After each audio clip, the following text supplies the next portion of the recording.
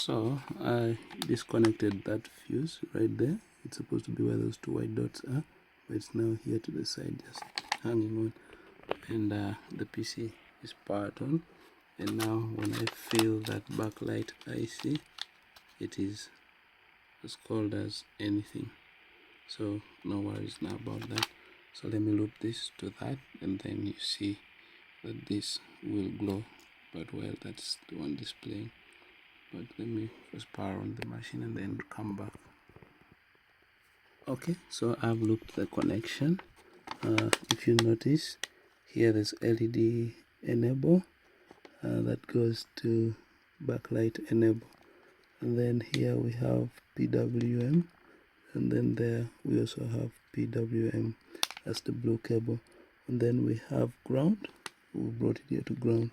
And then we have BL, which is backlight. We've brought it to here.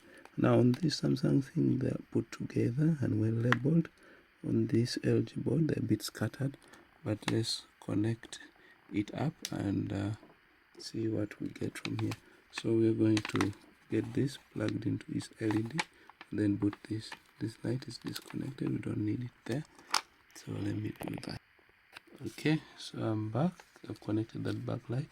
I don't trust this metal thing. Let me separate it from my board, then plug in my power supply like that, and then you notice this comes and feeds into this display.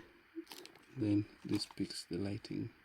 So let's hit the power button and see if this will glow. Yeah, this one glows. Then the other one isn't glowing. If you look carefully, compare those two. This is glowing, that is not glowing.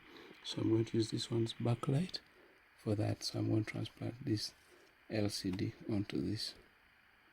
See. But first I'm going to desolder this to allow me work with that. So first of all, I'll have to remove this from my backlight thing, and I can see that it's coming out, and that frame is off, and then the panel comes off. So I need to transplant this display from the other one onto this. Alright, now that we want to get this functioning screen, you need to be careful with what is said. Do not touch those ribbons right there. So I have to peel off this sheet of polythene. Hold this board firmly down as you peel off this polythene, so don't risk pulling off this. And just like that, we've exposed this. So we need to just get off that frame also from this screen, that metallic frame right there. And I'm using this plier to nudge this out like that. This will be peeled off.